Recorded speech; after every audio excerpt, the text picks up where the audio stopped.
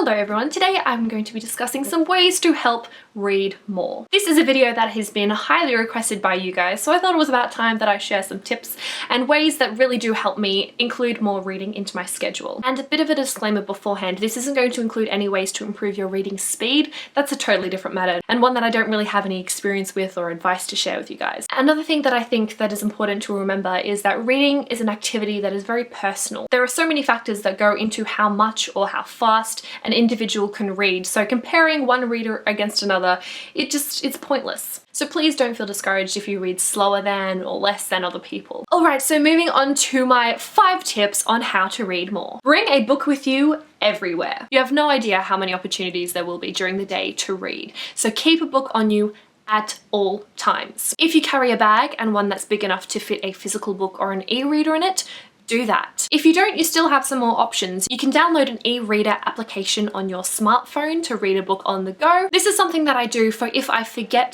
to bring my physical book with me. So if you don't mind reading multiple books at once, you can have some backup books available on your phone, ready for when you're on the go. Listen to audiobooks. I absolutely love listening to audiobooks. And again, if you don't mind reading multiple books at once, this is a wonderful option. They are so great for multitasking. When you're doing an activity such as driving, walking, although I still read physical books when I walk, but you're more likely to bump into things. Or even when you're cleaning, doing chores around the house, listening to an audiobook is a great way to not only take your mind off of any of the mundane tasks that you're doing, but you're getting some more reading done. Prioritize. This is one that involves a little mental strength. Make the conscious decision to read instead of, say, watch some Netflix or play a game. You don't have to completely stop doing the other things that you enjoy, but if you do spend a lot of time on these activities and you want to get more reading done, you're going to have to sacrifice some of that time and dedicate it to reading. Make a schedule. Take a look at your schedule and figure out a time that you can dedicate reading.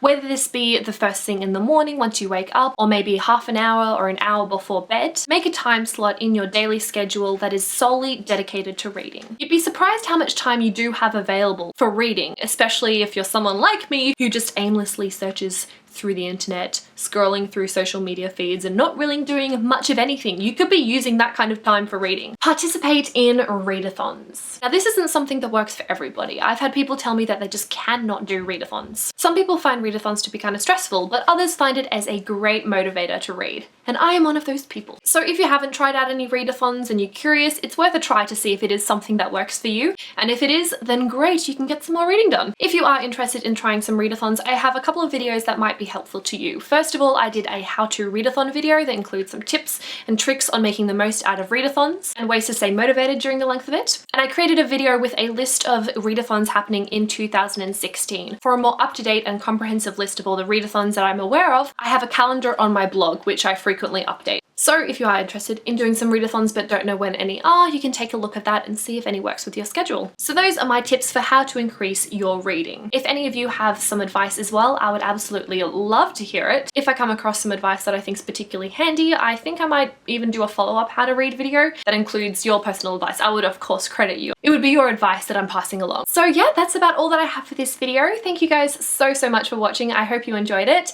and I guess I'll see you next time.